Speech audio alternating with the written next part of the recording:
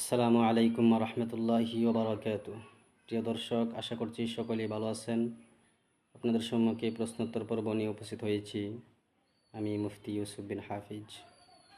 প্রশ্ন হচ্ছে, কোনো অমুসলিম, হিন্দু, গারো, আইজং, মোট কথা কোনো অমুসলিম যদি ভালো কোনো কাজ করে থাকে, তাহলে ওই ভালো কাজের কারণে তার প্রশংসা করা যাবে কি না?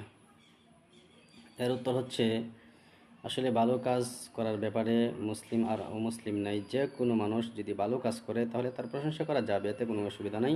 তো ভালো কাজ করার কারণে অমুসলিম হইলেও তার প্রশংসা করা যাবে, এতে কোনো অসুবিধা নাই। যেমন ফতোয়ার কিতাবের মধ্যে আসছে, ফতোয়ার কিতাব ফতোয়া হিন্দিয়া 5 নম্বর খণ্ডের 347 পৃষ্ঠার মধ্যে উল্লেখিত হয়েছে।